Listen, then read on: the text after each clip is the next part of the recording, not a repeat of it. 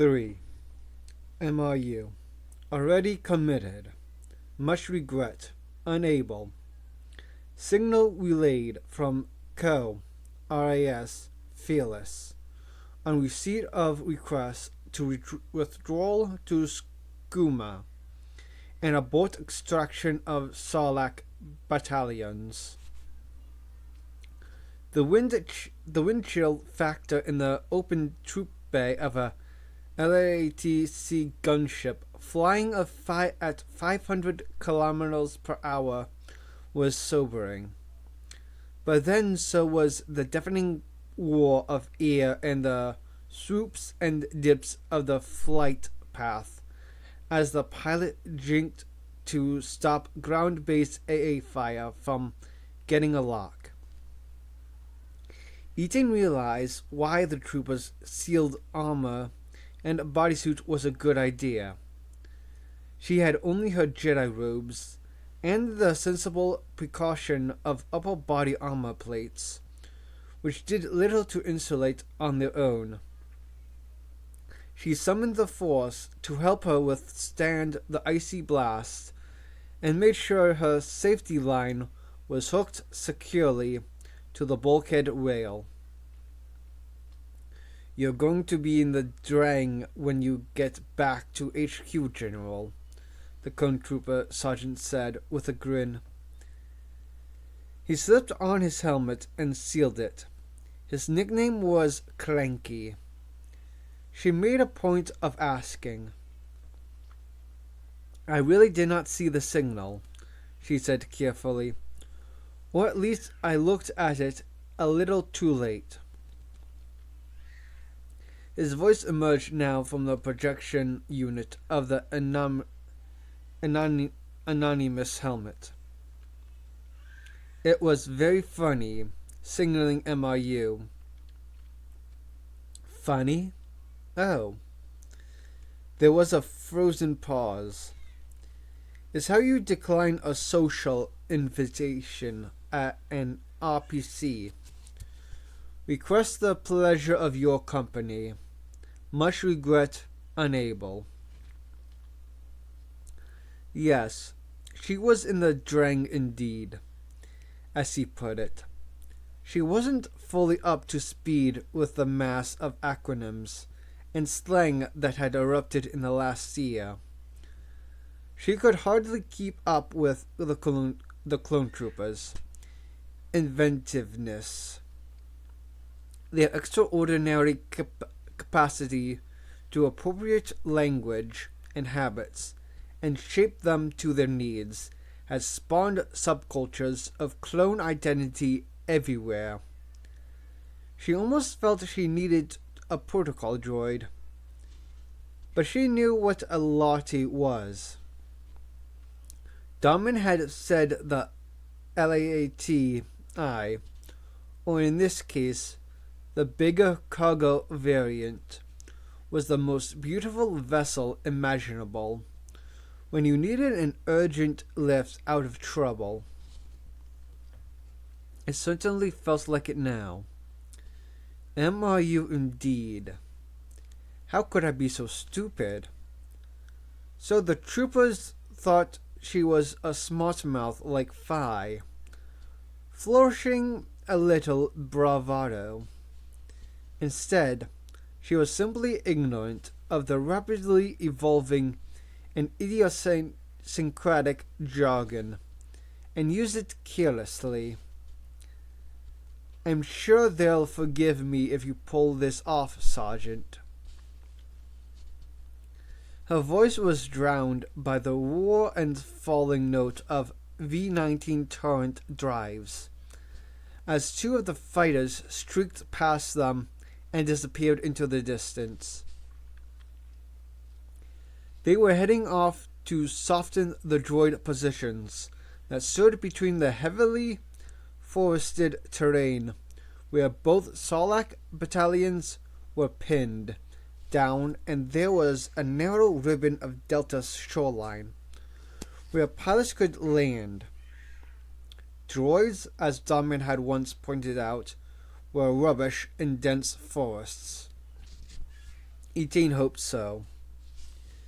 The gunship dropped suddenly, now level with a tree canopy, and the streaked image of green foliage showed her just how fast they were flying.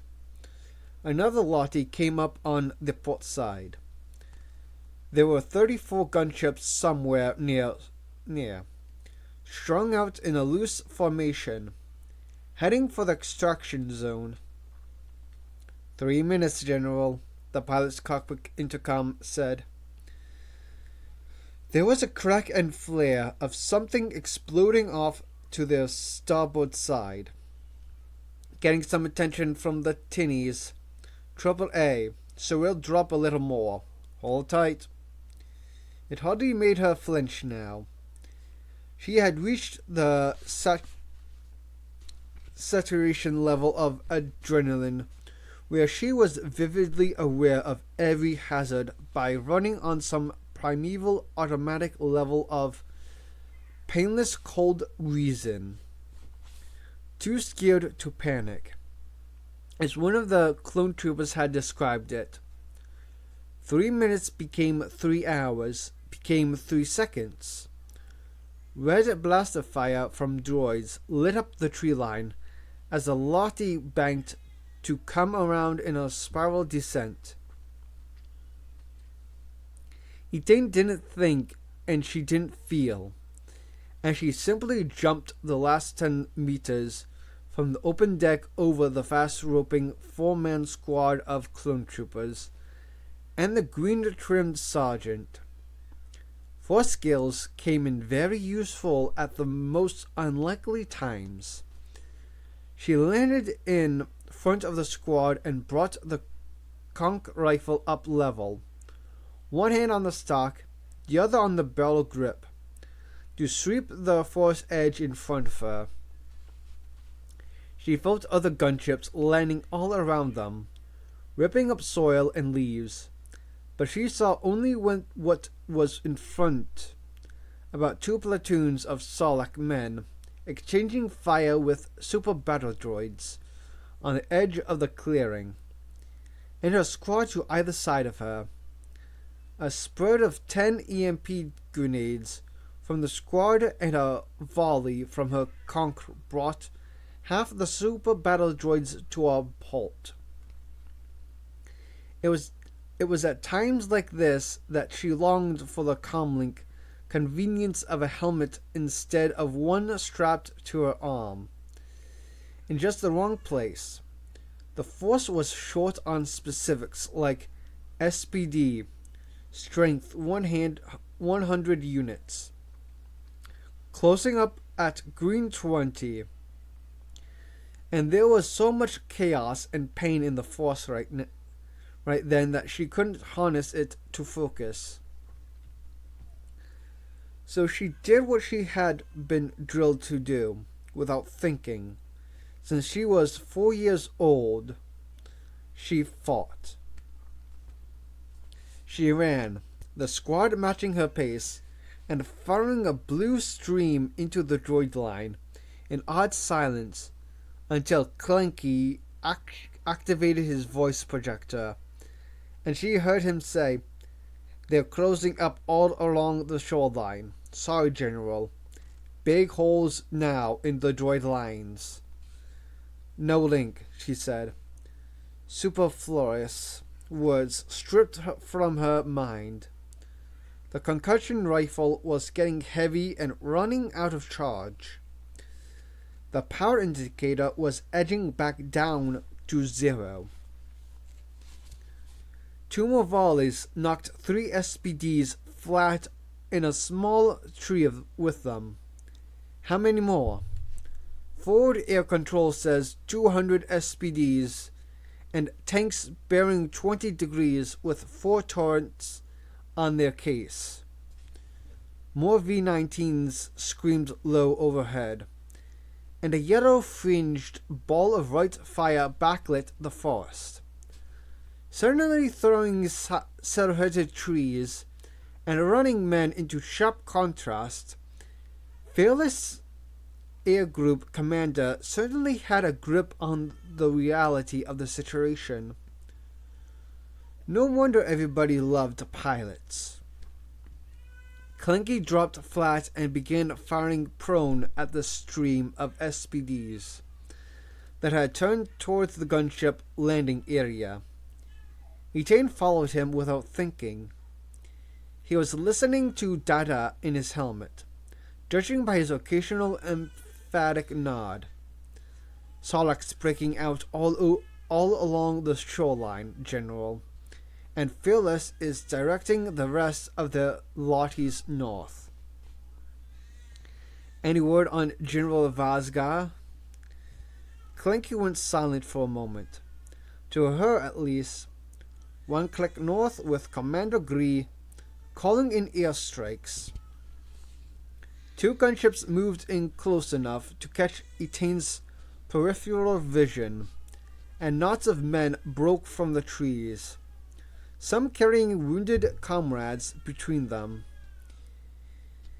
Etain hoped the single IM-6 medical droid on each Lottie could handle the triage of dozens of men at once. One gunship set down again at right angles to the tree line. Its starboard hatch shut tight, and taking droid fire that scattered sparks, while it trained composite beam lasers on the SPDs. The starboard gunner, horribly exposed in the transparent steel bubble set in the ring, was hosing the droids at waist height. Etain saw movement and white armored shapes race behind the vessel and disappear, presumably into the port side of the troop bay. The torrent of beam lasers was like a freeze frame in its unbroken, steady stream. For a slow motion moment, Etain reasoned, using the forward cannon and deploying the heavier and nastier armaments. Radiation burst missiles would cause heavy trooper casualties in this position. Her mouth was dry, her heart pounding so fast that she could hardly distinguish between beats, and yet she could stop the colonel to think these odd things. She resumed firing. She held her fingers tight on the trigger until the conch died in her hands. Whoa, Tinny's breaking this way. Her focus narrowed. She no longer saw the 5 men around her except as white blurs and vortices of raw energy in the Force. The lead battle droid overran their positions, and she simply strung the dead rifle in a force-driven arc right up into the thing's chest, smashing the alloy and sending the droid's sunken head assembly flying into the air. She was suddenly aware of blue energy behind the next droid, like a continuous backdrop, although it had to be interrupted bursts of DC-15 fire. She let the conch rifle drop and drew her lightsaber because she had nothing else left. The blade of blue light sprang into life, and she didn't recall touching the control at all. She swept her arm around in a clean arc that brought the mountain of metal down without its legs, tipping like a felled tree to one side of her, falling flat on its firing arm and shuddering as its own discharging weapon tore it apart. Hot shrapnel sizzed on her robes and skin, but she felt nothing. And she was on her feet now, lightsaber gripped in both hands, point blank with the next droid. She saw 2 of her squad blasting away from a prone position, while Clanky scrambled to one knee to fire a grenade into the advancing rank of a dozen SPDs. Droids kept advancing. So did clone troopers. And so did she. We're all the same. None of us is thinking. We are just reacting. She fended off a barrage of red fire, whirling and flicking the lightsaber without conscious decisions. Each snaz of colliding energy was the first and last. She went on and on and on, blocking each shot as if it would never end. And the next droid was upon her. She slashed. Cables and alloy fragments showered her. A white gauntleted fist grabbed her shoulder and pulled her bodily out of the way. Bang out, General. The Lottie's ready to lift. Clanky almost had to drag her off the pile of shadow droids and shove her into a run toward the gunship. We've done all we can here, and the bay's full. Go. Run. She grabbed the conch rifle as she ran back, retracing their line of advance, blind on adrenaline. But at the gunship's platform, she still stopped dead, 1 foot on the edge of the rail, to look back and count men passing her. 1, 2, 3, 4 troopers, and Clanky, all accounted for. She sprang up just as an armored hand gripped hers and yanked her inboard.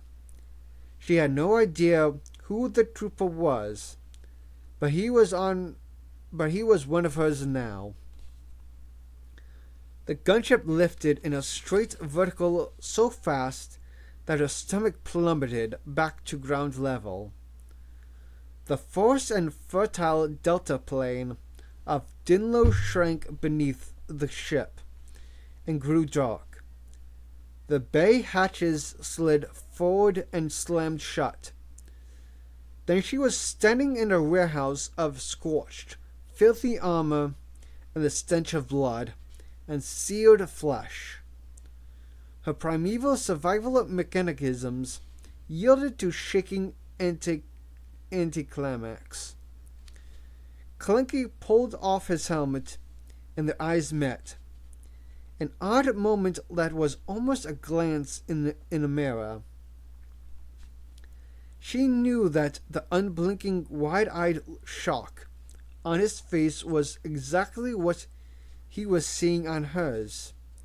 Instinctively, they both reached out to clasp forearms, and their grips locked for a second or two. Clanky was also shaking. Then they parted and turned away. It was synchronous. Yes, Etain thought. We're just the same, all of us. It was very, very quiet once she blocked out the thrum of the gunship's drive as it made 660 kilometers per hour off the dial back to Fearless. And no, the IM-6 droid could not deal with 40 men crammed into a modified bay better suited to 30. Not if a quarter of them were injured.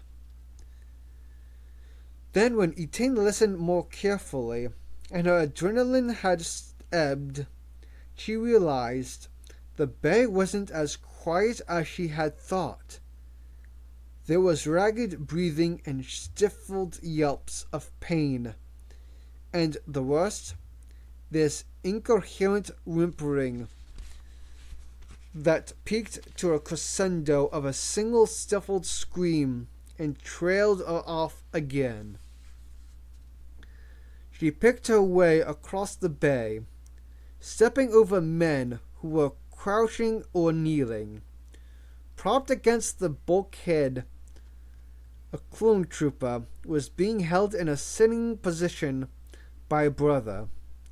His helmet and chest plate were removed, and a Tane needed no med droid to provide a prognosis for a chest wound that was producing blood on his lips. Medic, she whipped around. Medic, get this man some help now. The med droid appeared as if from nowhere, jerking bolt upright from a knot of troopers, where it was obviously working. Its twin photoreceptors trained on her. General, why is this man not being attended to? Triage X, the droid said, dropping down into the unbroken carpet of troopers again to resume its first aid. Etienne should have known. The red X symbol glowed on his shoulder. She hoped the man hadn't heard, but he probably knew anyway, because that was the unsentimental way the Kaminoans had presented their training to the clones. Triage Code X, too badly injured, not expected to survive despite intervention. Concentrate resources on Code 3, then Code 5. She took a breath and reminded herself that she was a Jedi, and there was more to being a Jedi than wielding a lightsaber. She knelt down beside him and grabbed his hand. The grip he returned was surprisingly strong for a dying man. It's okay, she said. She reached out in the Force to get some sense of the injury, to shape it in her mind, hoping to slow the hemorrhage and hold shattered tissue together until the Lottie docked. But she knew as soon as she formed the scale of the damage in her mind that it wouldn't save him. She had vowed never again to use mind influences on clones without their consent. She had eased Ettin's grief and given Nina confidence when he most needed it, both unasked for. But since then, she had avoided it.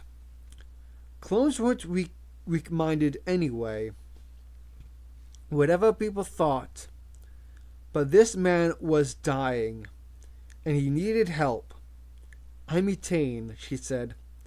She concentrated on his eyes, seeing behind them, somehow, into a swirl of no color at all, and visualized calm. She held out her hand to the trooper supporting his shoulders, and mouthed med packs at him. She knew they carried single-use syringes of powerful painkiller. Domin had used them in front of her more than once. There's nothing to be afraid of. What's your nickname? Phi, he said, and it shocked her briefly. But there were many men called Phi in an army with numbers for names. His brother said no silently, and held up spent syringes. They'd already pumped him full of what little they had. Thank you, ma'am. If she could influence thought, she could influence endorphin systems. She put every scrap of her will into it. The pain's going. The drug's working. Can you feel it? If the Force had any validity, it had to come to her aid now. She studied his face. His jaw muscles were relaxing a little. How's that? Better. Thanks, ma'am. You hang on. You might feel a bit sleepy. His grip was still tight. She squeezed back. She wondered if he knew she was lying, and just chose to believe the lie for his own comfort. He didn't say anything else, but he didn't scream again, and his face looked peaceful. She rested his head on her shoulder, one hand between his head and the bulkhead, the other still clutching his, and held that position for 10 minutes, concentrating on an image of a cool, pale void. Then he started a choking cough. His brother took his other hand, and Phi, a painful reminder of a friend she hadn't seen for months and might never see again, said, "I'm fine." His grip went slack. "Oh, ma'am," said his brother.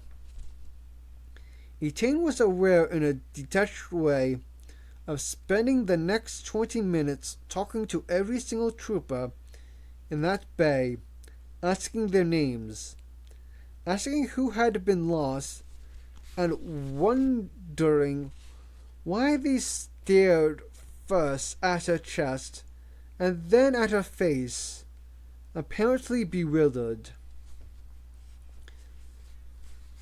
She put her hands to her cheek. It stung. She brushed it, and a fragment of alloy came away on her hand with fresh, bright blood. She hadn't felt the shrapnel until then. She aimed herself towards a familiar patch of green in the forest of grimy white armor. "Clanky," she said, numb. "Clanky, I never asked. Where do we bury our men? Or do we cremate them like Jedi?" "Neither, usually, General," said Clanky. "Don't you worry about that now." She looked down at her beige robe and noticed that it was way beyond filthy. It was peppered with burns as if she'd been welding carelessly. And there was a ragged oval patch of deep red blood from her right shoulder, down to her belt, already drying into a stiff blackness. "Master Kamas is going to fry me," she said. "He can fry us too then," Clinky said. Etain knew she'd think about the deftly evaded answer to her question sometime. But right then, her mind was elsewhere. She thought of Darman, suddenly conscious that something was wrong. But something was always wrong for commandos on missions. And the force was clear that Darman was still alive. But the other Phi, the trooper, wasn't. Etain felt ashamed of her personal fears and went in search of men she could still help. Bravo 8, Depot Crime Scene, Manali, Coruscant, 367 days after Geonosis. Scarata took every clone casualty as a personal affront. His frustration wasn't aimed at Obrim. The two men respected each other in the way of time-served professionals, and Order knew that. He just hoped Obrim knew that Calibria didn't always mean the sharp things he said. "So, when are your people going to get off their ships and tell us how the device got in here?" Scarata said. "Soon," Obrim said. The security holocam was ticking out in the blast. "We are waiting on a backup image from the satellites. Won't be as clear, but at least we have it."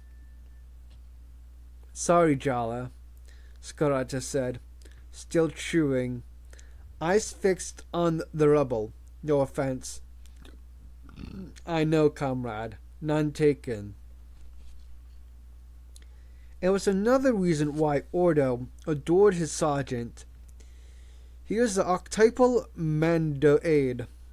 A Mandalorian man's ideal was to be the firm but loving father, the respectful son learning from every hard experience, the warrior loyal to constant personal principles, rather than ever-changing governments and flags.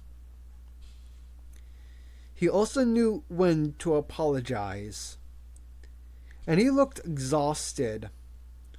Ordo wondered when he would understand that nobody expected him to keep up with young soldiers. You could leave this to me. You're a good lad, Ordica. But I have to do this. Ordo put one hand square on Scarlata's back and one on Obram's to steer them both a little farther from the scene of destruction, anxious not to make it obvious in front of the Erutais, the non-Mandalorians, the foreigners, sometimes even the traitors, that his sergeant needed comforting. Waiting was the worst thing for Calbia's mood. Obrams calmly chirped. Here we go, he said. They're relaying the image. Let's play it out to Ordo's link. The images emerged as a grainy blue aerial hollow rising from the palm of Ordo's gauntlet. And they replayed it a few times. A delivery transport came up to the barrier and was raved in to land on the strip. Then the scene erupted in a ball of light, followed by billows of smoke and raining debris. The explosion blew out the transparent steel and granite walls of the Bravo 8 supply depot 15 times before Ordo had seen enough. Looks like the device came in on that delivery transport, Obram said. Some of the recognizable debris scattered around the blast site confirmed that there had been a transport caught up in the explosion. Nobody's running away. So the pilot was inside, and he stopped to look down at data loading into his own pad. I'm getting confirmation that it was a routine delivery, and the pilot was a regular civilian driver. Nothing to suggest that it was a suicide mission, though. Just a routine run with some extra unwanted supplies. Can we go back over the recordings from previous days? Ordo said, just to see if anyone was doing a race of vessels and movements in the run-up to this. Archives for 10 days. Won't be any better in terms of angle and clarity than this. I'll still take it. Ordo looked to Scarlata, who was silent and visibly angry, but clearly thinking hard. Ordo knew that calculating defocused all too well. Okay, the best lead we have right now is to track back the other way down the line. From confirmed explosives supply chains, Cal said. Omega's on a tie-ups run, checking that right now, Ordo said. They might come back with some suspects up for Vow to work on. I'm turning a blind eye to that, right, said Obram. A man who left the impression he would have given a lot to be back in the front line instead of supervising others. because suspects are my part of ship to deal with. But I do have this annoying eyesight problem lately. Long-term condition? Scarata asked, moving Ordo out of his way with a gentle pat on his forearm. As permanent as you want it to be, Cal. Make it incurable for the time being, then. Scarata picked his way past the forensics team, who were still setting marker holotags at various points in the rubble. Red hollows for body parts, blue for inorganic evidence. Odo wondered if the civilians who'd been gawking from behind the barrier would see anything about that on the H&E bulletin. Scarata paused and leaned over a Solston technician who was sensor scanning the rubble on hands and knees. Can I have the armor tallies when you find them? Tallies? The Solston sat back on her heels and looked up at him with round black liquid eyes. Explain. The little sensor tags that identify the soldier on the chest plates. Scarata held fingers and thumb a little apart to indicate the size. There'll be 15 around here somewhere. We can sort the admin for you, Cal, Obram said. Don't worry about all that. No, it's not to account for them. I want a piece of their armor to pay our respects the Mando way. Odo noted Obrim's puzzled expression. Bodies are irrelevant to us, which is just as well, really. Obram nodded gravely and ushered them behind another plastoid screen, where the Succo team was assembling and logging fragments of alloy and other barely identifiable materials on a trestle table. You can take over all this if you want. Scarata motioned Ordo across to the trestle. It's Ordo's area, but I'm happy for your people to process it. I've got faith in Solston's diligence. Maybe it was just Scarata indulging in harmless hearts and minds work, but it seemed to do the job for the Succo personnel. One of them looked up. It's good to know that military intelligence respects CSF.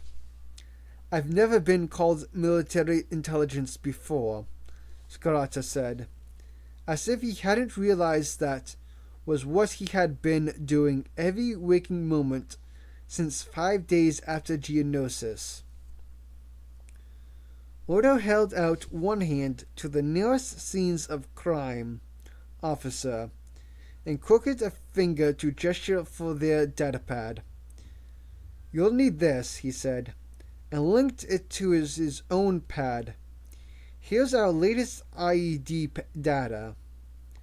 Yes, the CSF's anti-terrorism unit and Scarata's tight-knit team had become very close indeed in the last year. Going through official Republic security clearance channels just wasted time, and there was always the chance its civil servants would behave like petty fools across the galaxy and mark data as top secret for their own dreary little career reasons. Odo didn't have time for that. He was checking that the data had transferred cleanly when the hololink on the inner side of his forearm plate activated again, and his hand was filled with a small scene of blue chaos. For a split second, he thought it was an image in his HUD, but it was external, and it was Omega Squad. Omega. Red 0, Red 0, Red 0, over. The hollow image showed the 4 commandos pressed against a bulkhead, with an occasional fragment of debris floating into view. They were all alive, anyway. Scarata whipped around at the sound of Nina's voice, and the code they all dreaded. Red 0.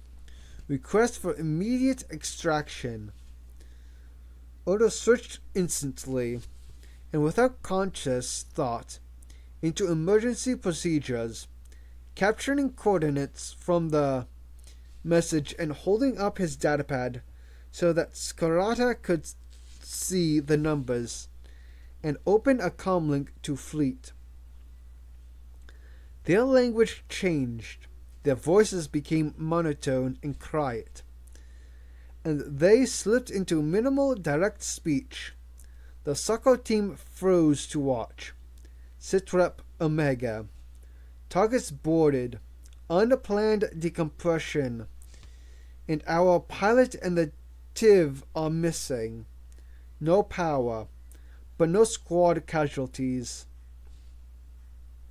Fleet, Scarata here. We have a Red 0. Fast extraction, please.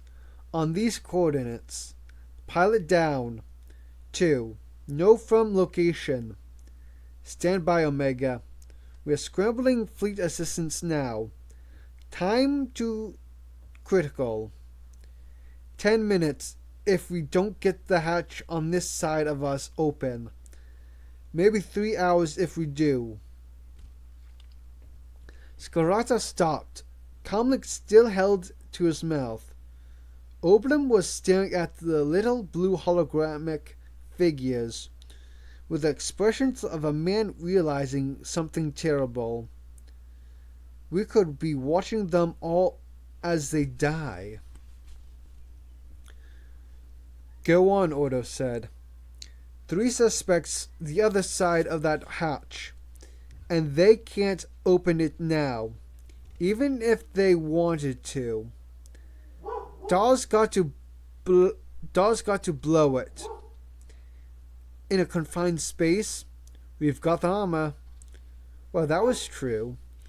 They had withstood a contact blast from a grenade in Mach 2 armor. You don't have any choice, do you? We've had worse days, Fi said cheerfully. Oda knew he meant it. He could feel the other part of him, the Ortica, who wanted to cry for his brothers.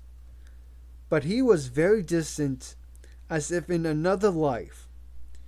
There was just absolute cold detachment in the physical shell, where his mind was situated now. Do it, he said. The Red Zero's been transmitted to all Gar ships in striking distance, Scarata said. Odo didn't want him to watch the hololink in case things didn't go as planned, and turned his back to him. But Scarata turned him around by his arm and stepped into the holo pickup's field of view so the squad could see him. I'm here, lads. You're coming home, okay? Sit tight. There was a certainty about Scarata's regardless of how impossible that assurance sounded in cold reality. But Odo could feel his utter helplessness and shared it. Omega was light years from the Coruscant system, far beyond the sergeant's ability to step into the firing line in person. The 2 soldiers turned together to shield the hollow image, and then Obrim moved in close, diplomatically blocking the view of his own team. Your lad, Fi, he said. My boys still want to buy him that drink. It was Obrim's men Fi had saved from the grenade. and that was probably as openly sentimental as Jala Obram would ever be. In 5, Darwin said. 4. Like a HoloNet drummer whose budget hadn't run to a decent set, the image in Ordo's cupped hands showed the Scrod curling themselves against the far bulkhead, grasping conduit to another to anchor themselves in 0G. Heads tucked to their chests and hunkering down. The image disappeared as Nina, whose gauntlet obviously carried the holofeed, buried his head too. 3, 2, go. The picture flared into a ball of blue light, and the silent explosion looked even more like a poor quality holovid whose audio track had failed. The holo image dimmed for a moment, and then the squad's jet packs ignited, and they surged forward in freefall, rifles raised, and the video feed broke up into wildly random movement, with 2 more blinding flashes. Okay, 3 bandits down. Not slotted, not fragmented, but not very happy either, said Phi's voice, clearly relieved. And oxygen? Nice one, Omega. Scarata had his eyes shut for a moment. He pinched the bridge of his nose, hard enough to leave a temporary right mark. Now take it easy until we get to you, okay? Obram's face was ashen. I wish the public realized what those boys do, he said. I hate criffing secrecy sometimes. Shabu Dortin, Scarata muttered, and walked away. No, he didn't care much for the public at all. What's that mean? Obram asked. You don't want to know, said Ordo, mulling over Jusik's tedious analysis of the force around the blast scene. The enemy was never here. So, maybe there was nobody watching. There was nobody waiting for precisely the most damaging moment to detonate the device from nearby. Remote detonation of a moving device required one of 2 things: either a very good view of the target, or, if the target wasn't visible, a precise timetable so the terrorists would know exactly where the device might be at any given time. And that meant either a very good knowledge of GAR logistics, or if the terrorists wanted to see the whole area, not just the immediate base.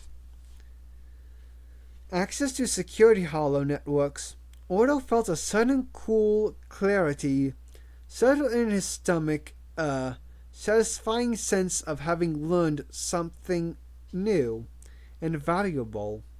Gentlemen, he said, I think we have a mole. RAS Fearless, Hangar's deck. Clanky kept a tight grip on Etaine's upper arm until she felt the drag of deceleration and the thud through the soles of her boots as the gunship docked in Fearless's hangar. By the time she teetered on the edge of the troop bay, somehow more wary of jumping down 1 meter than 10. Get was waiting, expression carefully blank. The general's got a taste for making shrapnel, Clanky said approvingly. Your instant droid death. Aren't you, ma'am? Helmet off. He lowered his voice as he bent his head close to Getz, but still heard him. She heard the words rough time. We'd better get you cleaned up, Get said.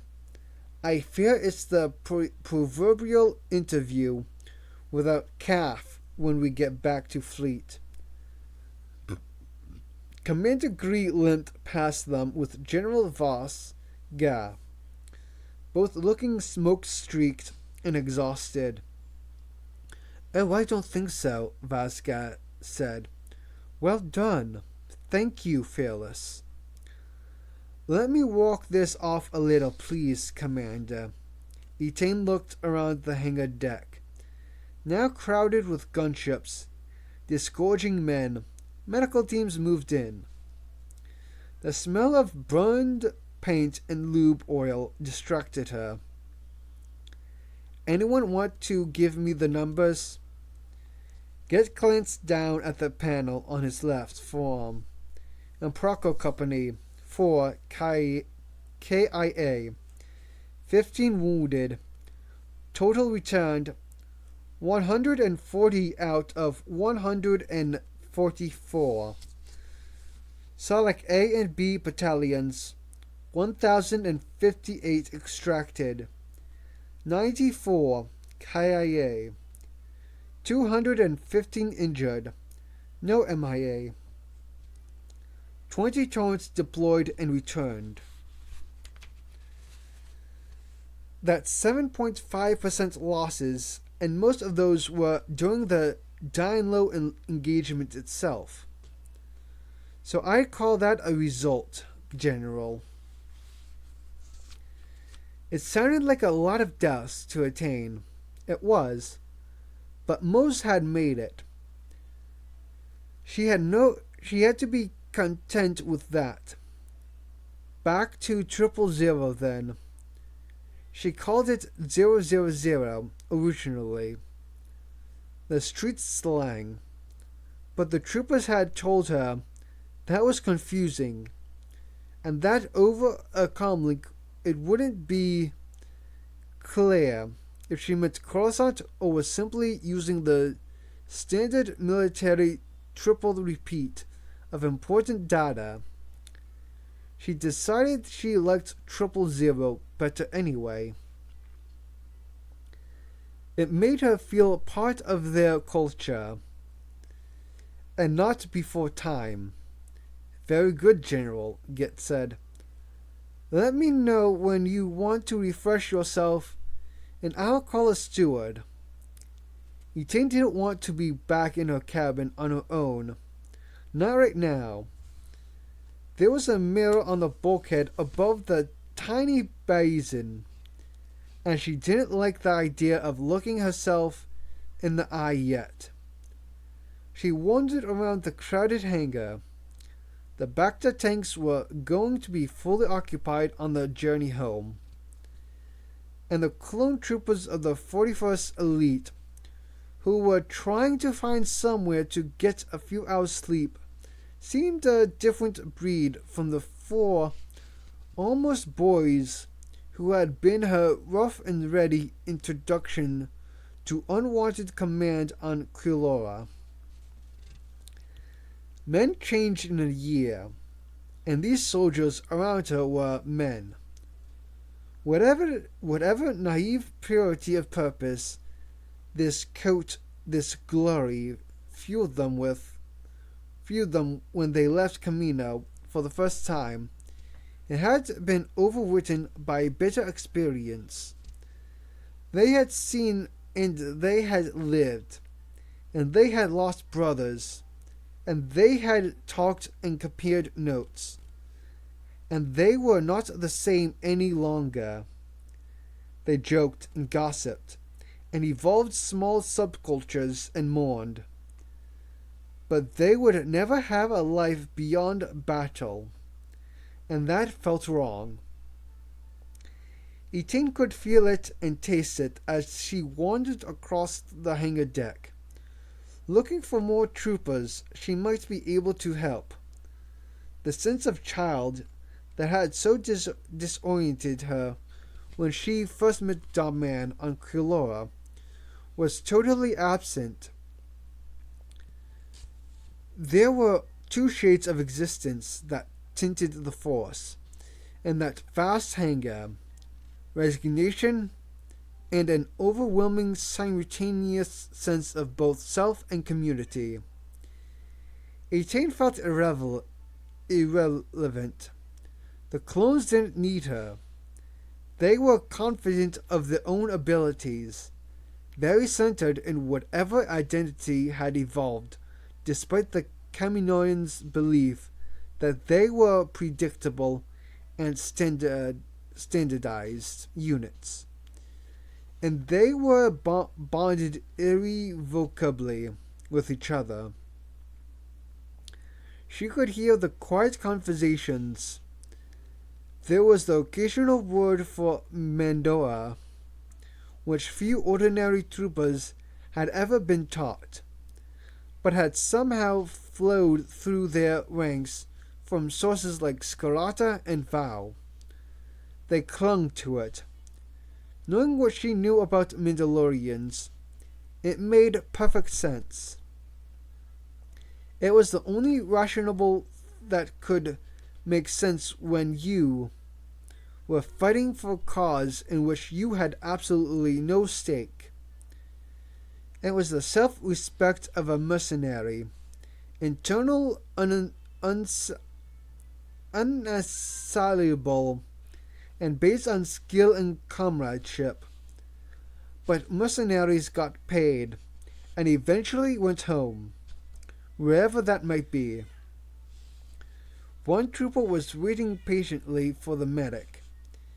He had a triage flash stuck on his shoulder plate. The number 5, walking wounded.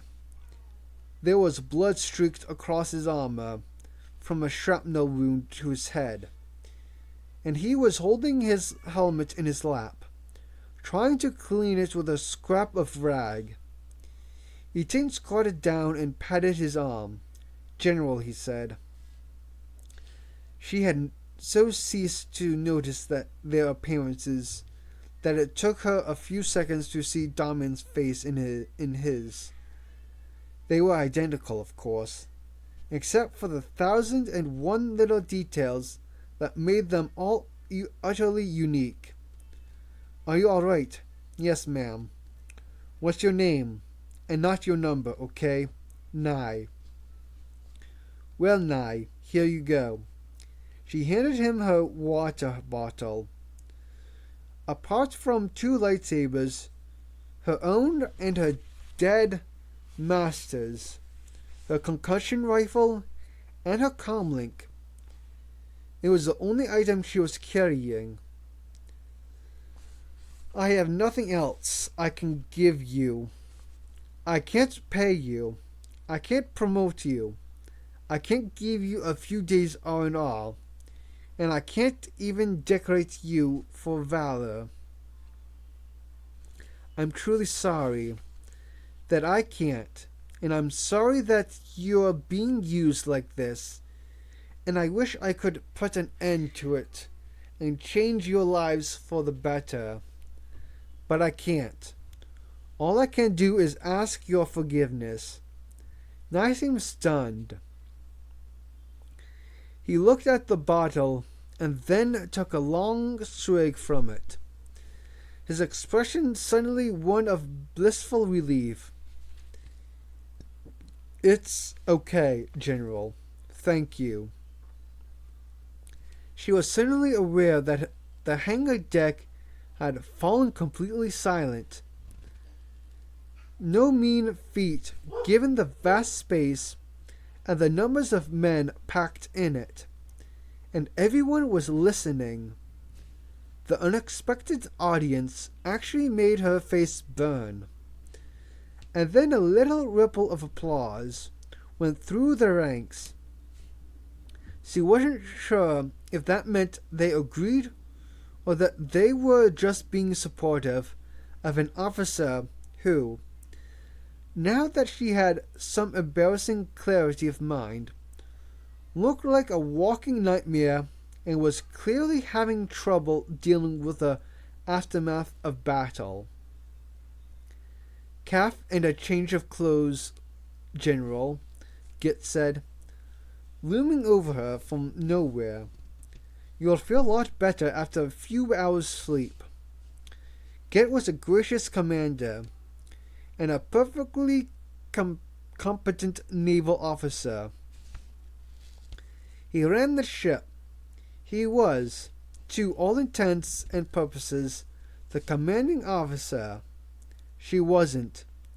And had he been born to a family on Coruscant, or Corellia, or Alderaan, he would have had a glittering career. But he'd been hatched in a tank on Commando, and so his artificially shortened life would be very different because of that. When she got back, she would seek out Cal Scarlata and beg him to help her make sense of it all. She would find Omega Squad and tell them face to face how much she cared about them before it was too late. She would tell Darman that most of all, she never stopped thinking of him. You meant what you said, General, Git said, steering her back toward her cabin. Oh yes, I did. I'm glad. However powerless you feel, solidarity means a great deal to us.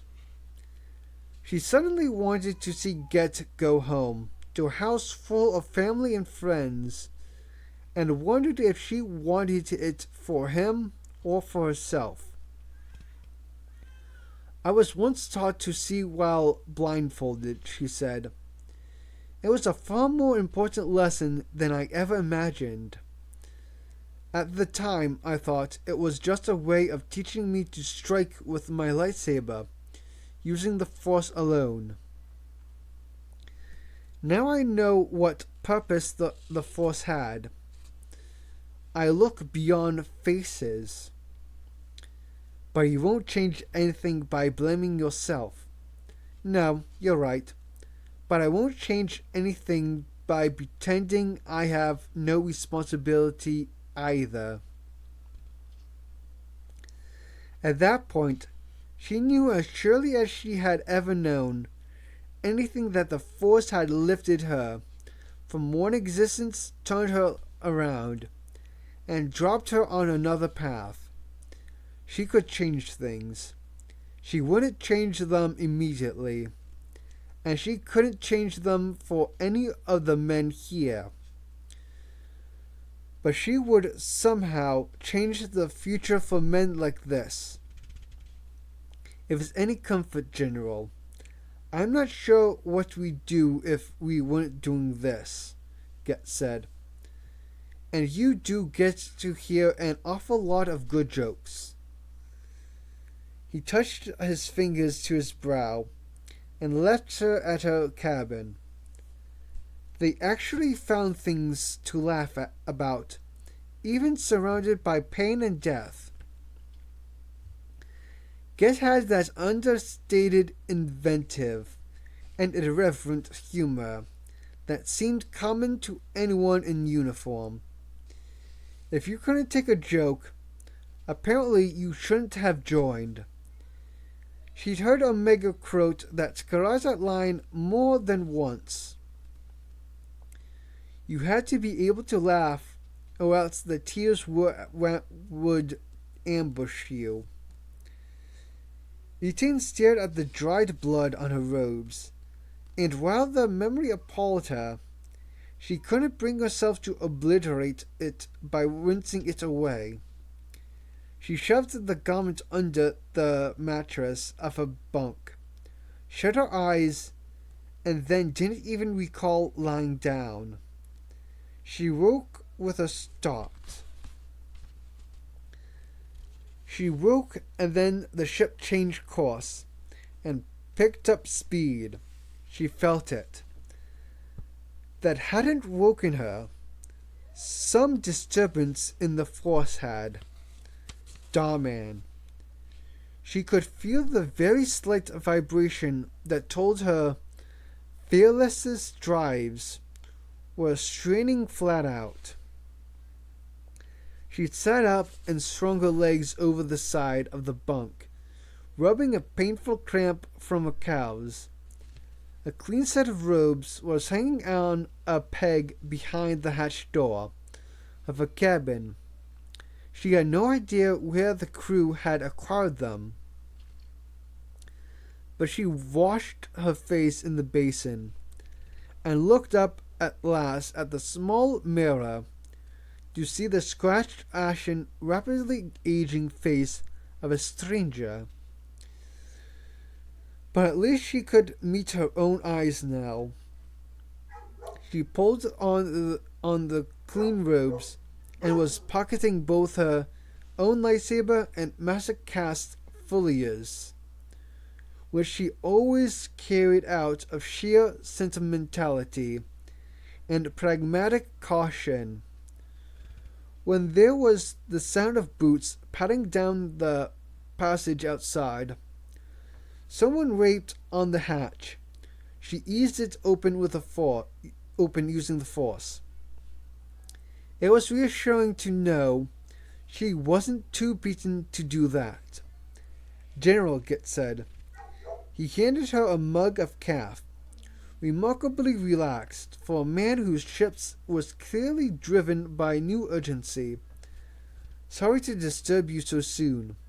That's very kind of you, Commander. She took the caf and saw her hands shaking. I felt something. What's wrong? I took a liberty, General. I hope you won't be offended, but I overrode your orders. She could imagine that ever bothering her. She'd once ordered Domin to do that if he ever felt she was screwing up. The clones knew their trade far better than she ever would. Get, you know I trust you implicitly. He had a disarming grin, not unlike Phi, but with less of a sense of desperately trying to jolly everyone along. I've diverted the ship to the Tina sector. We received a Red Zero call, and I thought you'd really want to respond. An extra day or so isn't going to make any difference to the survival rate of the casualties now. Red Zero, an emergency command for all vessels to respond to a disaster of some kind. Something very serious indeed. Even instructing the 41st hadn't been a Red Zero signal. I'd always give a Red Zero top priority too. Good call, Get. Thought you might. He watched her drain the cup and held out his hand to take it, especially because this one's from a mega squad. They're in very deep drag, General. Damen, she thought. The Force always made sure she got the most important intel after all. Duh.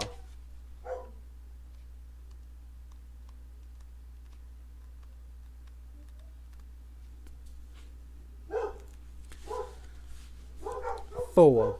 Delta Squad to Fleet OPS. Responding to Red Zero. Positions. Chaikin Sector. ETA. 1 standard hour. 40. Can assist. Medical and oxygen, please note. Deploying in requisitioned Nemodian vessel. No defensive capacity. Repeat. Negative armament. Strongly advise any GAR vessels to ping transponder before opening fire. Be aware that separatist traffic in sector has increased in last 20 minutes. In response to fleet movements, prep for unwanted company. Signal received at Fleet Ops. Pass to Milent and 11. Captain Ordo. And acknowledge vessels responding now. Fearless, Majestic, and impounded enemy shuttle. Advised to assume extraction may be opposed. 367 days after Geonosis. It was cold and pitch black in the cockpit, but it certainly beat being dead. Fi kept his suit temperature at the bare minimum to conserve power. He flicked on his spot lamp briefly and checked the trussed and shivering suspects who were lying against the deck, a human and a disturbingly two Nikto. Fi had only seen Nikto in obscure databases devoted to identifying the best part of their anatomy to aim at to stop them dead. They were tough. Intel said they could defeat Jedi. They were even rumored to have a weapon that could deflect and destroy a lightsaber blade. Maybe Jedi needed to tool up with pep lasers then. And all the prisoners had tested positive for explosives residue when Darman had run his sensors over them. With the intel and the heavily encrypted data on their pads, the three looked like being dead to rights, as Karata would say. But it was a long way from being satisfied that they snatched the right people to actually extracting useful information from them. Fi took his thermal plastifoil survival blanket from his backpack and folded it carefully over the human, who seemed to be more affected by cold than the Nikto. Losing a suspect to hypothermia after going to all this trouble to grab them wasn't an option. Wrapping a body wasn't an easy maneuver in 0G, but at least he'd stopped feeling sick. The ultralight plastifoil kept drifting away every time the man shuddered. Fi sighed and took over his universal solution to any problem, a roll of thick adhesive tape, and hooked his leg around a handrail to stop himself floating while he tore off lengths. He taped the blanket to the suspect. Then he secured the trussed suspect to the deck with more of the tape. It was amazing how handy tape could be. And don't ask me to tuck you in and read you a story. The human just stared balefully at him. He had a lovely black eye, now from resisting Darman a little too vigorously. They never have happy endings. The man's ID said Far O'Jewel, but nobody took that too seriously. He was about 30, fine blonde hair, sharp features, very pale blue eyes. The Nikto claimed to be the Mitruli and Gyisk, or at least their mining license did, because none of the suspects was talking. SOP's standard operations procedures said they had to stop prisoners from talking to each other before processing, but SOPs hadn't allowed for the little complications of running out of air before any interrogator could be found. Nina turned his head slightly to O'Jewel. You can talk to us, or you can wait until Sergeant Varl sits you down with a nice cup of caf and asks you to tell him your life story. He's a good listener, and you'll really want to talk to him. There was no response, apart from the brief curses and grunts of pain they'd emitted when Omega stormed the cockpit and subdued them. Fi loved military understatement. None of the suspects had said a single word, not even name, rank, or serial number. And of course, the two who were dry frozen somewhere in the vacuum of space weren't going to provide many answers of their own free will either. Look, shall I try to get some information out of these gentlemen, just in case the taxi doesn't get here before our ears runs out? Fry asked. We're not trained to interrogate prisoners, said Nina. Fry maneuvered himself above the human. He didn't know what Nikto felt or feared, and suspected that it wasn't much. But he knew plenty about his own species' vulnerabilities. I could improvise. No, you'll bounce off the bulkheads, expend too much oxygen, and then we'll have to slot them to preserve the supply for us. It can wait. Thou isn't going anywhere, and neither are they. Nina was reclining in the pilot's chair, restraining belt buckled and staring straight ahead. The blue-lit T of his visor was reflected in the transparent steel view screen, making him look wonderfully droid-like. I wasn't sure if Nina was simply saying coldly brutal things to intimidate the prisoners or not. I wasn't entirely sure whether he was really joking some of the time. War was nothing personal, but somehow Fi felt differently about people who didn't carry a rifle and who didn't kill in honest combat. They were an invisible enemy, fair feck. Even droids stood up where you could see them. He put it out of his mind with a conscious effort, and not only because Ordo had insisted on undamaged prisoners. He knew how to kill, and he knew how to resist pain, but he wasn't sure how to inflict it deliberately. But he was pretty sure that Val did. He'd leave the job to him. Darman had positioned himself against the bulkhead, with his legs stretched out. He looked asleep, arms folded, head lowered. His point of view icon in Fi's HUD showed only an image of his belt and lap. Doc could sleep anywhere, anytime. At one point, he flinched as if someone had said something to him. But there was nothing audible on the comlink.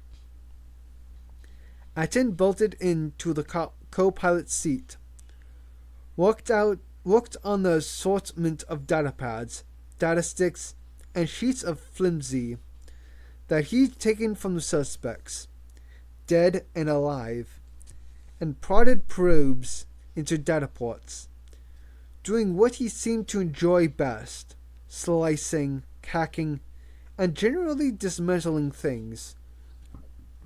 Nina occasionally reached out to grab any of his prizes that floated free. Fi propelled himself forward with a gentle push against the deck, and offered his roll of tape. Aten managed a smile and trapped the wayward components on the sticky side, securing the other end on Nina's left forearm plate. Fi, you know I don't mean it, don't you? Nina said suddenly. When I get on your back about stuff, I'm just venting steam. It took Fi aback. Sarge, I think the first thing you ever did was to tear me off a strip, and we're still brothers, aren't we? You're just like a Sergeant Cal. He never meant any of it, either. Did you see the state of him on the hololink? He looked pretty exhausted. Poor Bure. He never stops worrying. Fi paused. It was the first time he'd ever heard Nina use the word Bure openly. Father. Fi preferred to see everyone burying their fears in wisecracks. This was all too raw. We could be dead in 2 hours. Well, we've been there a few times before. He shrugged, desperately, seeking the other part of him that always had the smart answer ready. I don't know about you, Vode, but I'm planning on getting back to base because Obram still owes me a drink. And you're free roller nuts. So Darman wasn't asleep, then. Fairfeck. I keep getting this weird feeling like someone's here next to me. It's me, Da. But don't ask me to hold your hand. Dekut. He unfolded his arms slowly and turned to Atin. Attika, if you can't decrypt that data, why not just try to send the whole memory back down the hololink as is? That's what I'm doing, Atin said, without looking up. The only light in the compartment now was the blue glow from their helmets. Fi noted that Atin had his night vision filter in place to see the small pores on the datapads. You're right, I can't crack the encryption here, but I can dump the data down the link now and let Ordo play with it if I can override the anti-tampering. Otherwise, it'll just delete everything on here. 10 minutes maybe? I'm not letting this beat me. Nana eased himself out of the seat and gave Atin a pat on the shoulders as he floated past him. I'm going to keep the hololink open. Time to update fleet on our rate to drift anyway. They had nothing to say at the moment, and the link was a power drain that they might regret later if things didn't pan out quite as they were hoping. But Fi understood. Cal Scarata would be going crazy, not being able to keep an eye on them at a time like this. It was what he always said when things got tough. I'm here, son. He felt he had to be there for them, and he always had been. Pure was exactly the right word. Fi had no idea how he had managed to keep faith with more than 100 commandos. The link flared into blue light again. Odo appeared in full armor and looking away from the cam. He must have been at Fleet HQ, then to be working with his helmet on like that. And the hololink unit must have been placed on his desk. Omega here, Nina said. Captain, mind if we keep the link open until further notice? Oda looked around, and Scarata's voice cut in from outside the video pickup's feed. I kick your sheebs if you didn't, Adek. You okay? Bored, Sarge, said Fi. Well, you won't be bored much longer. Majestic and Fearless are on their way. ETA under 2 hours. Good old ma'am, Nina said. But you'll probably have help sooner because Delta Squad are in transit. Oh, we'll never hear the last of this. You haven't met them yet, son. Heard enough. Rough, rude boys, Fi said, and rather full of themselves. Yes, but they have oxygen, a functioning drive, and they're just gagging to get to you first. So play nicely with them. Scarata moved into the hololink's visual range and sat down on Odo's desk, swinging one leg, his injured one. He looked the way he always looked on training exercises, grim, focused, and constantly chewing something. Oh, and don't open fire. They're driving a sept ship. How did they get hold of that? Not that the cannons on this crate is working now anyway. Well, I don't think the SIP pilot was keen to part with it, but maybe they promised that they'd bring it back when they were finished. Fi cut in again. Anyone looking for Sicko, Sarge? Our TIV pilot. Yes, we'll keep you posted. Scarata glanced at Ordo as if he'd said something. Atin, son. You know Val's back, don't you?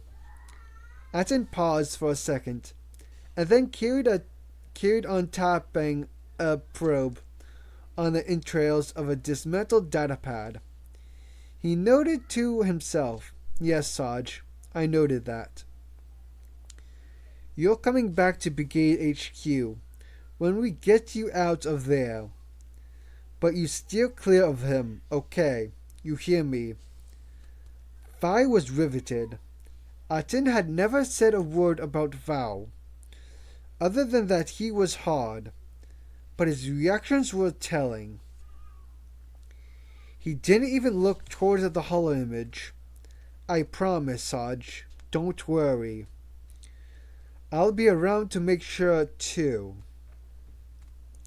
Atin inhaled audibly, a sign that usually meant he was either exasperated or burying his anger.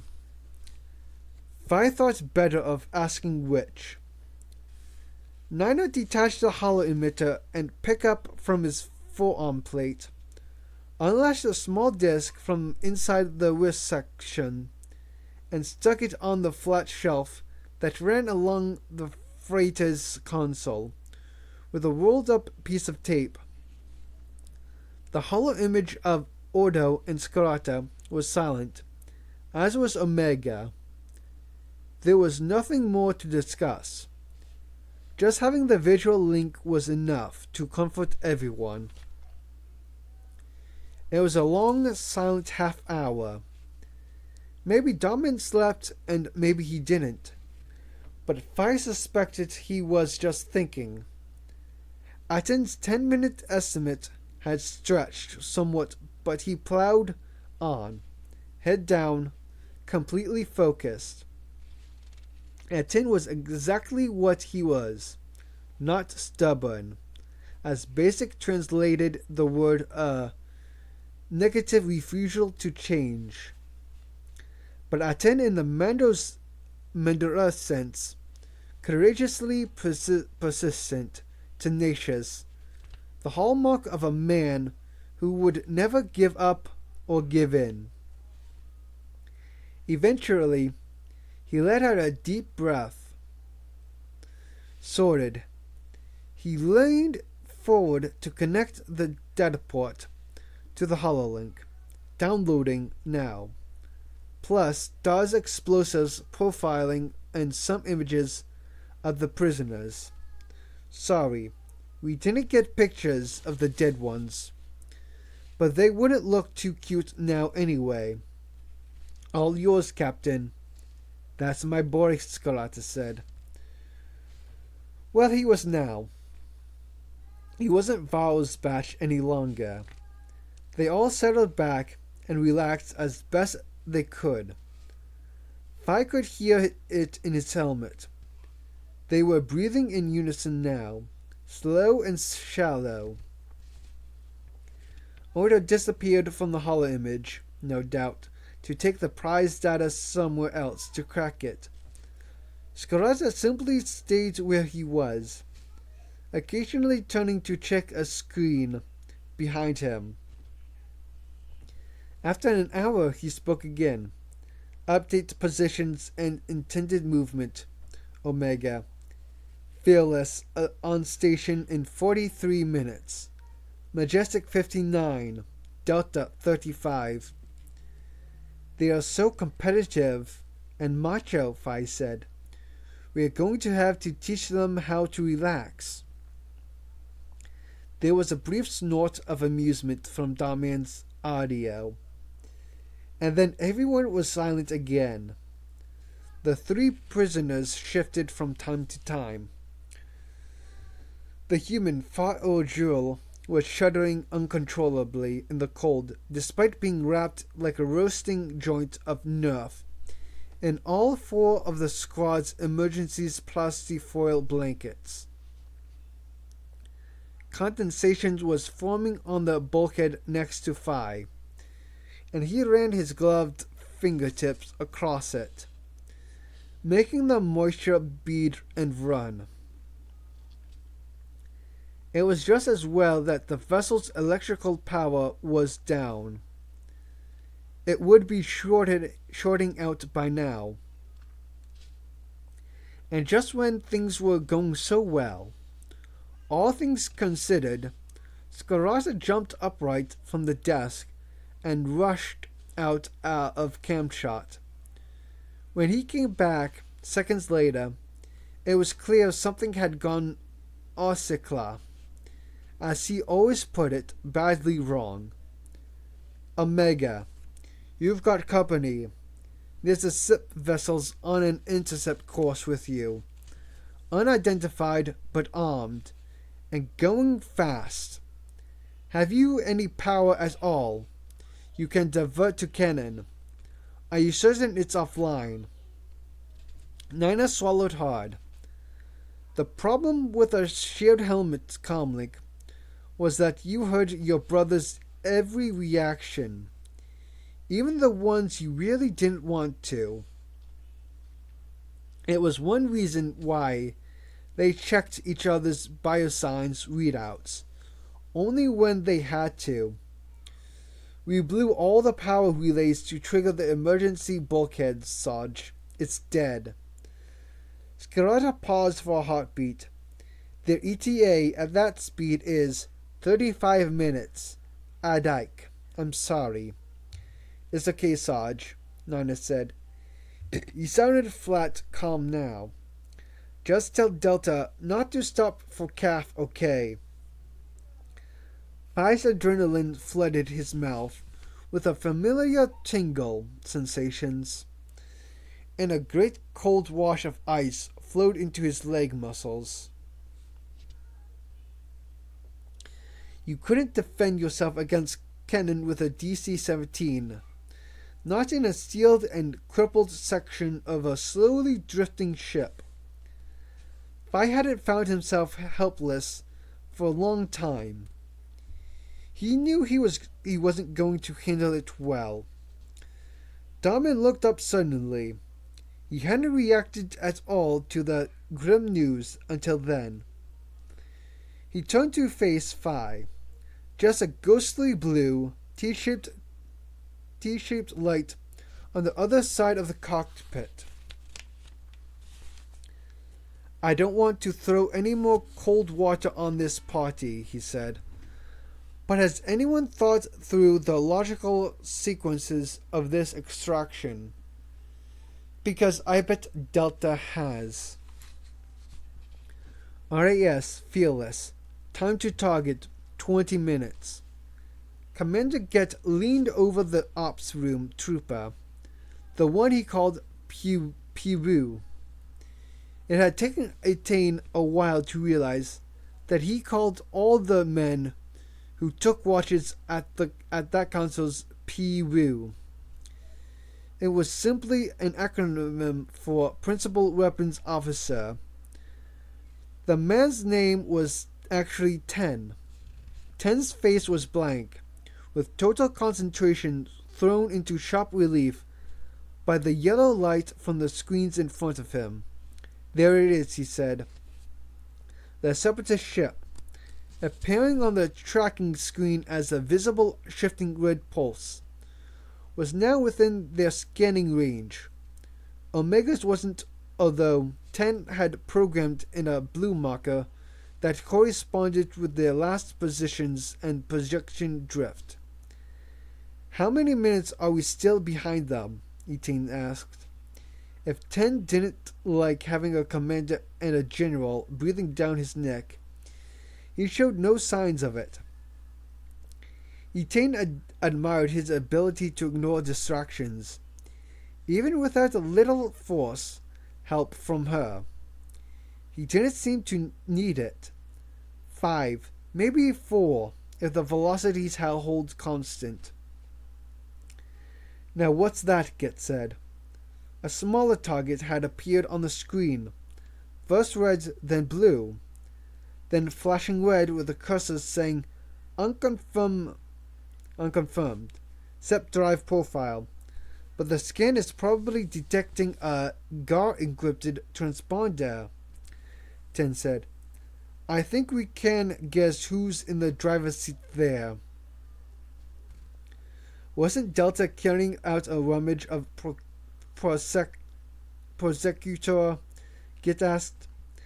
I gather they had expected visitors. Doesn't Delta file full contact reports? Etain interrupted. No more detailed than they have to, I understand.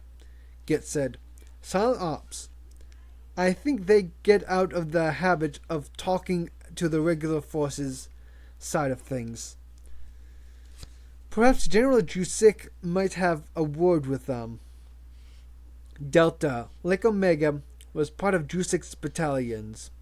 05 Commando, which was one of 10 in the Special Operations Brigade, commanded by Etain's former master, Arlington Zay. A year before, they had been 2 brigades casualties, had slashed their strengths in half. And like all the commando squads, Delta was utterly self-reliant and operated largely without command, merely receiving intelligence support in a broad objective. It was the kind of command that was ideal for a very smart but inexperienced general. And there was no other way for one Jedi to run 500 Special Forces men.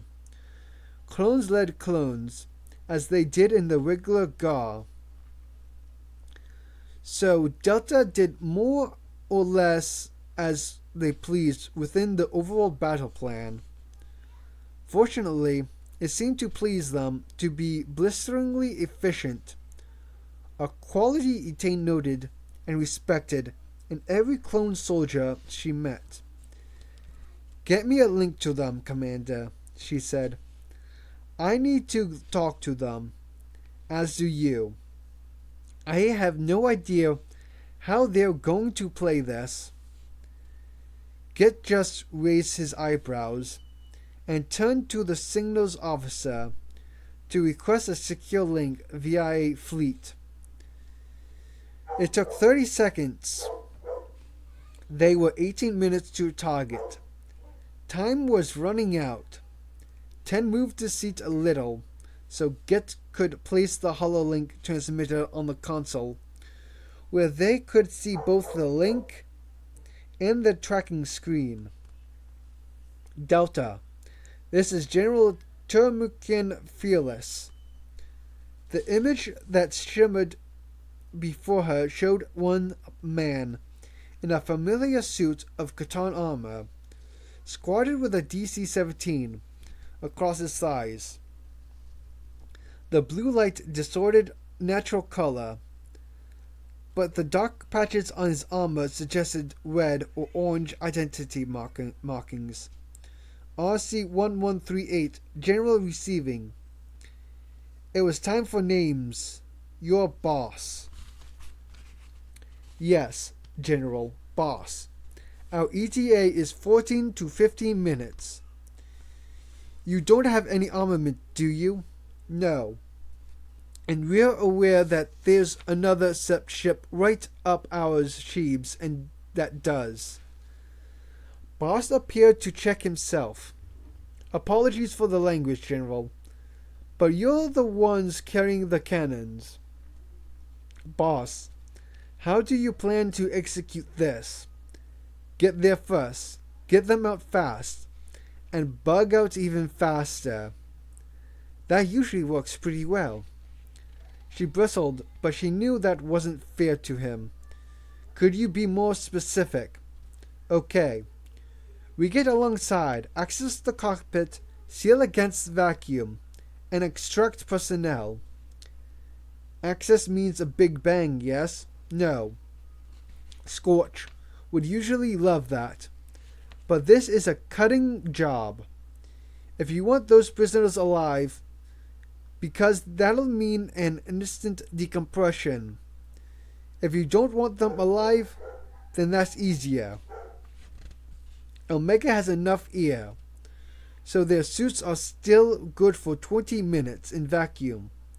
In that case, we just blow the cockpit view screen and haul them out. Boss had his helmet cocked slightly to one side, as if he was asking her to make a command decisions. He was. It was the mission objective versus Omega's safety. And that's what Command is all about. Etain suspected this was where she finally stopped playing at being a general. Omega didn't have to survive, but a few terrorists who might hold the key to a wider terror network did. Accessing the cockpit carefully with cutting equipment would take more time. Time that might mean the SIP ships arrived before Omega was safe and clear. Her personal choice was immediate, but she wavered over the professional one. She was aware of Getz glancing at her, and then looking down at something of overwhelming interest on the deck. Boss showed unusual diplomacy for a squad that had a name for being unsubtle. He wasn't blind. He could see her, as well as she could see him, and he probably saw a child out of her depth. General, I've spoken to Nina, he said. He's clear. They're all clear. This is as close as we've come to grabbing some key players for a long, long time. And it probably cost their pilot his life as well. We have to make prisoner retrieval the priority.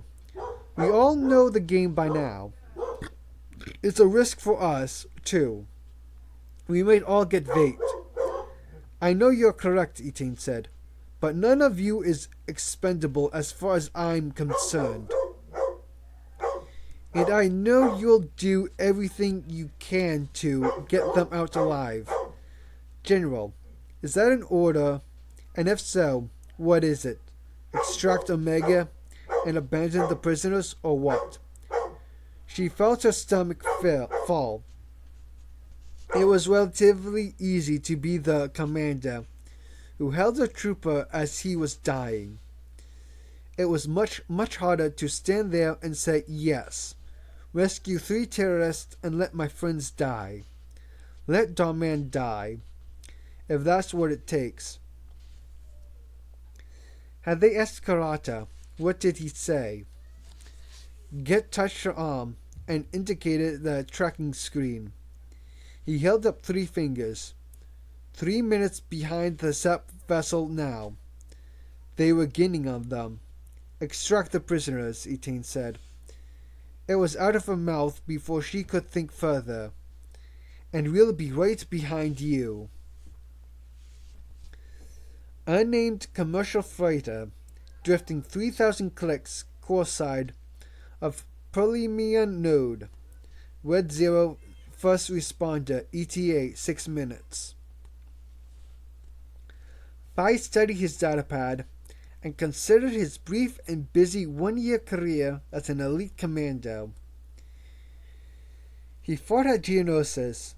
He'd taken out a SUP research base, nearly slaughtered his beloved Sergeant Cal, and ended the careers of 85 assorted SEPs and more droids than he could bother to count. And he denied the Sis an awful lot of assets, from replenishment depots to a capital ship and a fighter squadron that didn't even have the chance to fly its first sortie. Some of it had been fun. Most of it had been a grim, hard slog. And all of it had been frightening. And now the cheerful euphemism was over. He was probably going to die, and he didn't want Scarlata to witness that. He looked up from the expired op orders on his datapad and saw that the hollow image of Scarlata was still much as it had been for the past part of 2 hours. Sergeant Cal waited. He wouldn't leave. Nino continued to stare at the view screen. Then he sat bolt upright, prevented from shooting forward by the restraining belt.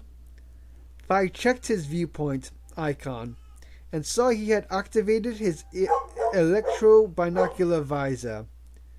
Visual contact, Nina said quietly. Perfect. It really is a Sepkrate Namodian. The whole squad maneuvered so they could see what he was looking at. About time, Nina said. Phi listened in. Delta, Nina here. You been sightseeing? Boss receiving. Sorry. We had to stop and ask for directions. He had a voice very like Atin's, but with a stronger accent. My boys are now going to show you how to do an extraction properly. So take notes, because you might blink and miss it. There's a SEP ship with missiles up the spout, about 3 minutes behind us. Can we bring some friends? The more the merrier. We are going to align with your cockpit. Slap an isolation seal on the viewport, and Scorch will cut through. Then you shift it fast, and we RV with Fearless for calf, cakes, and hero worship. Got it? Copy that. I love emotional reunions, Phi said. And hero worship. Boss, that's getting awfully close. Another voice. Phi couldn't identify any of them yet. This might have to beat the galactic record. How close? Close enough to make me mad. They could launch a missile in 2 minutes and it'd cinch your cheebs, overtaking us. Okay, close. Omega, you heard the man. Boss sounded unperturbed. Powder your noses and get ready to party. Perfect, I thought. He worked carefully to peel or jewel off the deck and haul him upright for a hasty exit with jetpack assist. The human prisoner looked straight at him, and he spoke. You're really not very good at this, are you? Now you decide to get chatty. We'll all be charcoal in a few minutes, and that gives me some satisfaction. Okay, I'm now really motivated to introduce you to Sergeant Val. Whoa, cut it out, Domin said. One of the Nikto tried to gore him with his short horns as he lifted it ready for escape. Ungrateful decrut. He brought his helmet hard down on its face in a perfect headbutt. Only the pilot seat stopped them from being catapulted by the inertia of the impact. Daman looked around at the other Nikto. Want some? Udesi boys, Udesi. Nina raised his D's. Push comes to shove. We only need one of them alive. So next one to look like a safety risk isn't going home, okay? The small Namodian assault vessel now filled the field of vision as it came to nestle partly across the freighter's view screen. Phi watched mesmerized. A hatch opened, and something distressingly reminiscent of a wide-mouthed worm emerged and sucked against the transparent steel. A familiar blue light loomed from the darkness of its maw. Through the plate, Phi saw a helmet, very like his, and an exaggerated thumbs up gesture. "Stand back and watch a pro at work," said a disembodied voice on the comlink. For a second, Fire thought Scorch was attaching a frame charge. "Yeah, that's clever. I don't think." But the large ring of alloy pipe sat snugly on the plate and began to glow white hot. Scorch's thumbs up became jerked "move away" gesture. Yes.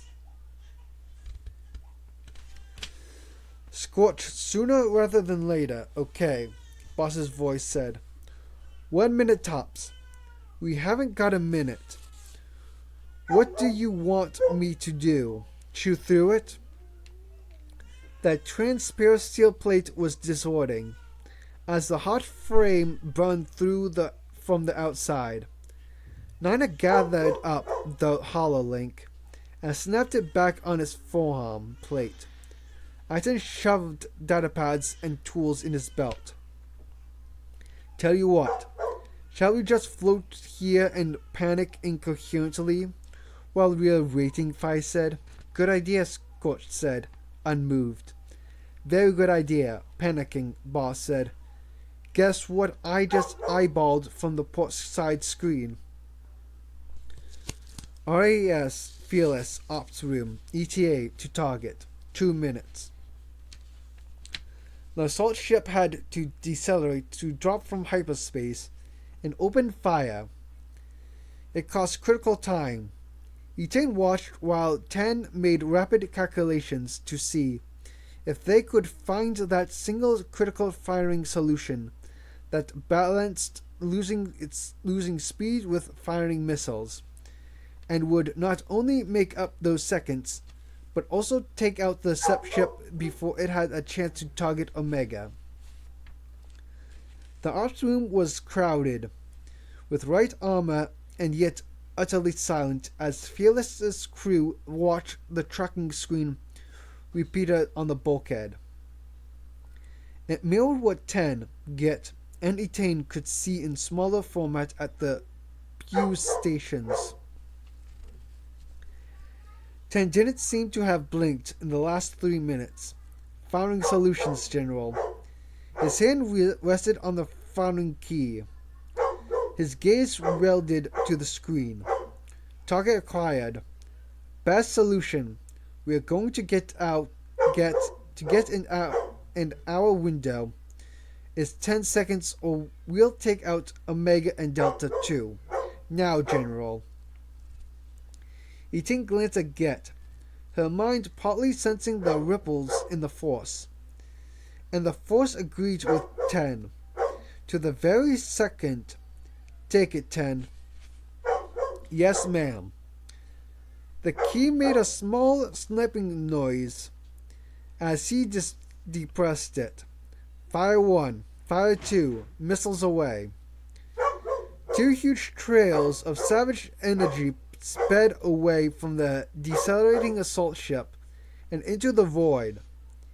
Etain could feel too much imminent disaster in the Force. She didn't want to watch it as well. She cupped her hands over her nose and shut her eyes for a second, and then made herself look back at the screen. The tracking screen followed the missiles as steady white lines.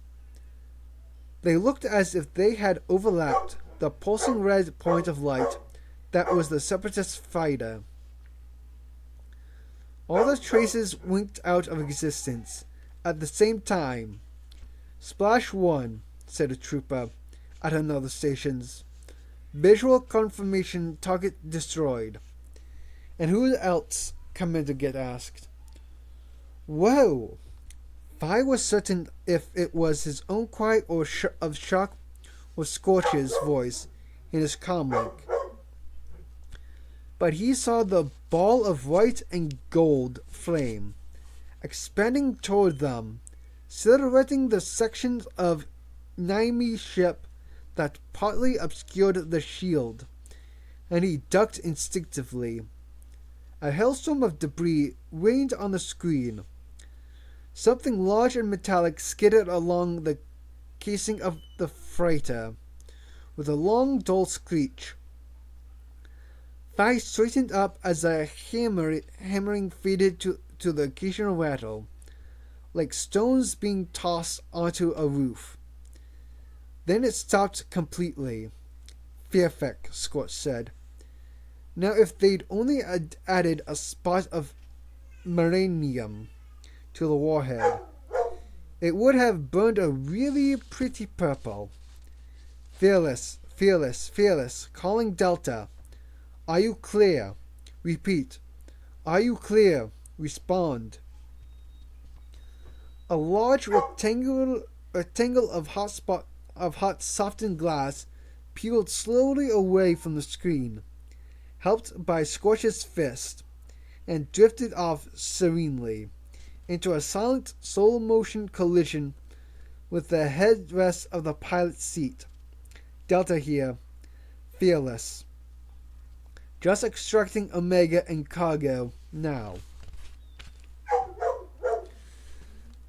Vi fought to stop himself from sounding breathless and shaky.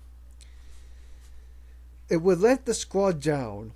I'm glad the Navy's here, he said, because if it had been down to you, greased lightning, we'd be an asteroid belt by now. Scorch's visors poked through the aperture at last, followed by his arm, and he made an unmistakable gesture of displeasure. Vi felt his mouth take over, fooled by shock. My hero, you finally made it. You want to walk back to base? Nina lifted the plastic foil wrapped jewel with one hand and lined him up with the opening.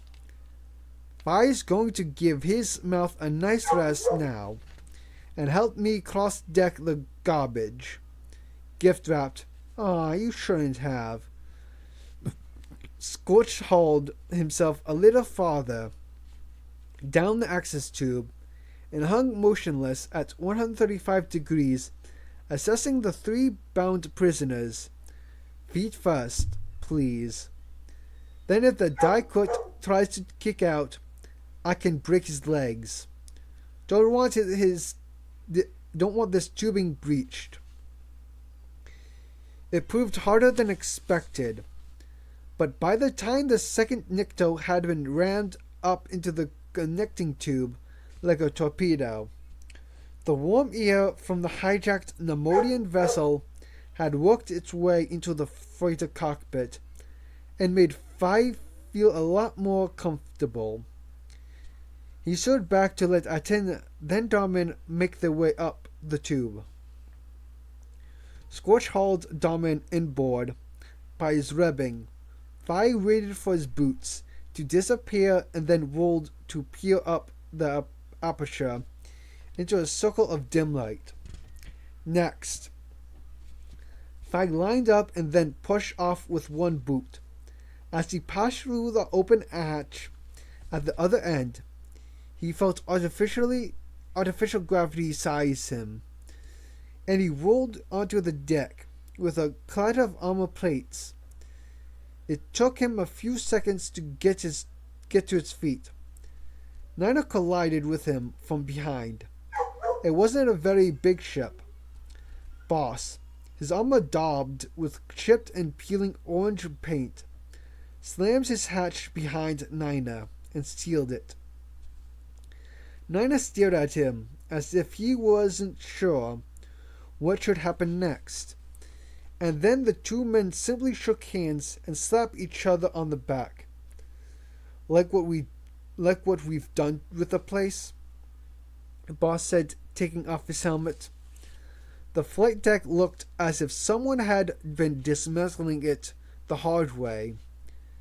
Panels had been ripped out, wires hung from the deckhead, and there were empty slots in the console, where units had either been removed or not installed in the first place. Okay, perhaps it's a little basic, but we call it home. You nicked this? No, they let us take it on a test drive. Boss gestured at the rest of his brightly painted squad. Fixer, Sev, and you already know Scorch. Say hello to the boys in Boeing Black. Thanks, Vode, Fi said. He wondered why Aten wasn't joining in. He had turned away and seemed to be taking a technical interest in a run of Conduit. Any word on Sicko? If that's your pilot, Majestic's been diverted now. They picked up his beacon, and that's all we know. Boss looked down at the three prisoners, lined up on the deck like corpses.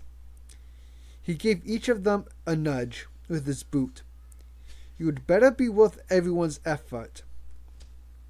Fi eased off his helmet and inhaled almost fresh air, except for Scorch. They had all taken off their helmets. Delta was one of fewer than a dozen squads that had survived intact since decanting, a true pod as the Kaminoans had called it, and they seemed to think that made them an elite within an elite. They had been raised and trained together, and they had never fought with anyone but their brothers. It was a luxury few squads now enjoyed. I suspected it meant they didn't play well with others. He remembered only too well how ferociously competitive and inward-looking his own pod had been, and how badly his confidence had been dented when he lost his brothers at Geonosis, and was then dumped in Nina's care. You do okay for a mongrel squad, Sev said, and Fi chose not to react. He knew he was on autopilot now, and that he should shut up. Nina's glance helped him decide. I don't suppose you did a rummage on that ship, did you? Not with a rapid decompression on our hands, no, said Nina. Word was that it was carrying explosives. Okay, we're going to be coded in SEPs any time now, so let's get this crate into Fearless's hangar, and then they can blow the freighter. If there's anything useful in it, at least the SEPs don't get it. Daman slid down a bulkhead onto the deck, and Nina sat down beside him. They were nearly back aboard Fearless, and that meant they were nearly home. And home meant Aka Company's barracks, and at last a good night's sleep after 2 months on patrol. Fi never got enough. None of them ever did, and fatigue could make you dangerously careless. Sir Aten, Sev said. He wandered up behind Aten and stood close enough to be annoying. Aten didn't turn around. Sergeant Val asked to see you again, Vodka. I'm not your little brother, Aten said quietly. He kept his back to Sev. I just work with you. Ah, so there was some history between those two. Fi bristled. He rallied to his adopted brother. He could see that the prospect of actually meeting Val again was stoking something inside that wasn't typical Aten. Sev didn't let up. I don't forget you know. This time Aten did wheel around, face to face with Sev. So close that Fi thought his placid brother was actually going to lose it for once. He prepared to intervene. It's my business, Aten said. Stay out of it. Sev stared into his face. And disagreements stay inside the company. Aten hooked his fingers in the neck of his bodysuit and yanked it down to the left, as far as the edge of the armor, exposing his collarbone. He had a lot of raised white scars. Nobody took much notice of them because injuries in training and combat were so common that they rarely drew comment. You got worse than that, did you? You spent a week in Bacta, did you? Aten looked around to snap, and Fi stepped forward to intervene. Then Nina was across the cabin in 3 strides, and slammed in between the 2 men. He had to break them up. By putting his arms between them and knocking them apart with his arms plates, but Sev's unblinking gaze was still fixed on Aten as if Nina weren't there. I think we all need to reach a comradely understanding, Nina said, blocking Sev with his body. Back at the barracks, if that's okay with you, Nervad. Sev looked murderous. His eyes were still fixed on Aten's. Any time, Vertica. Okay, you 2 can shut it now. And you, Fi, stand down. We've all had a bad day, so let's throttle back on the testosterone and play nicely. Sev held his hands away from his sides in a gesture of reluctant submission, and went to sit beside Scorch in the cockpit. Boss didn't say a word, but Nina grabbed Fi and Aten by the shoulders and shoved them farther away. You're going to tell me what that's all about. No, I'm not, Sarge. It's personal. There's no personal where this squad is concerned. Later. Okay. I'm not having you brawling like a pair of civvies. If there's a needle match between you 2, we all sort it together. Got it. Yes, Sarge. Nina emphasized his warnings with a prod in Aten's chest, and moved back to stand with Boss while Scorch brought the vessel alongside Fearless and began negotiating with the flight deck controller on how they might make space in the hangar for it. Fi waited with Aten in case he decided to resume his little chat with Sev. He had never seen Aten flare up even under the most extreme pressure, but he seemed ready to swing at anyone now, and even a brain-dead Weequay could have spotted that it had something to do with Val. Attica, you want to tell me about it sometime? Not really, Aten patted Fi on the shoulder. I had to deal with it myself sooner or later. Fi glanced at Sev and got a blank stare that wasn't even hostility, just an absence of anything camaraderie. It wasn't going to be a bundle of laughs if they ever had to work together again.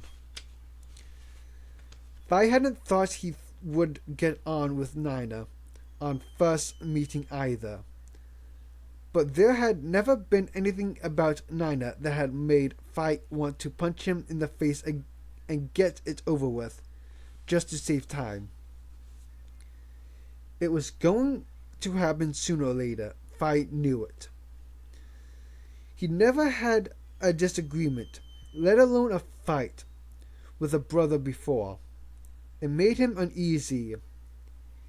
He distracted himself with dreams of a hot shower, hot food, and a luxury of 5 hours unbroken sleep.